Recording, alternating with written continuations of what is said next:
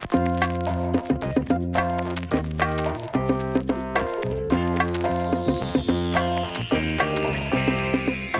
fellow connectors. I just want to read you something out of the Word this afternoon and then remind you of a couple things that are coming up and one specific thing that's happening tomorrow night at Connections that you do not want to miss. This last weekend, we talked about worship and we looked at the story of David when he's celebrating, he's bringing in the ark, and it says the whole house of Israel is celebrating with him. So here is the king, and he's with his people. And in his time of celebration, he takes off his crown, his robe, whatever type of bling he would have on. The king lays it to the side, strips down to an ephod, which is, we talked about, nothing like underwear. It was a modest, it was something he wore that was very modest, and only priests were allowed to wear. But he strips down to this ephod, and he really humbles himself, if you will, in front of his family, in front of his country, and just worships. I thought that was so good. It reminds me of a great passage in the New Testament where we see almost the exact same thing happening. It says, just before the Passover feast, Jesus knew the time had come to leave this world and go to the Father. Having loved his dear companions, he continued to love them right to the end. It was supper time. The devil by now had Judas, son of Simon the Iscariot, firmly in his grip, all set for the betrayal. Jesus knew that the Father had put him in complete charge of everything, that he came from God and was on his way back to God. So he got up from the supper table, set aside his robe, and put on an apron. Then he poured water into a basin and began to wash the feet of his disciples, drying them with his apron. When he got to Simon Peter, Peter said, "Master, you wash my feet?"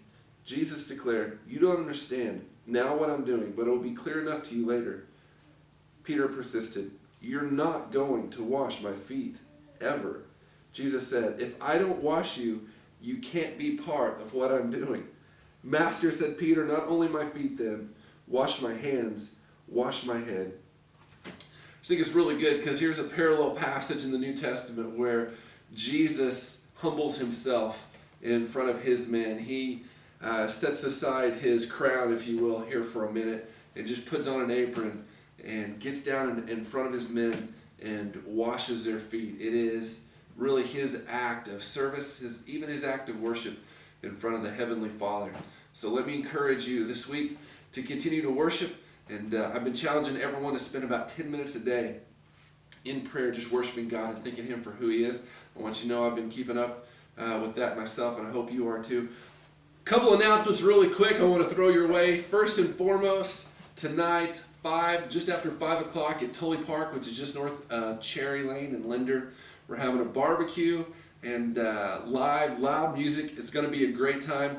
I've personally invited a lot of people and had a few confirmations that they're coming. So this will be their first contact with some connectors. So this is a great opportunity, a non-threatening way to invite somebody to come hang out with us. So that's it just after 5 o'clock tonight. And tomorrow night, you probably haven't heard this yet, so this is important. Pay attention. Here we go.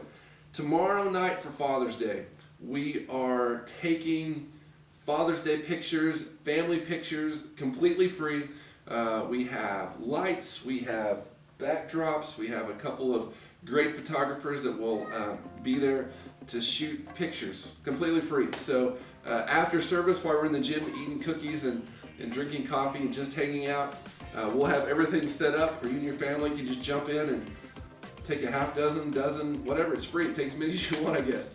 So it'll be a great time as we celebrate Father's Day. So we will see you tonight at the park. We will see you tomorrow night at 6 o'clock at Connections. Have a great day.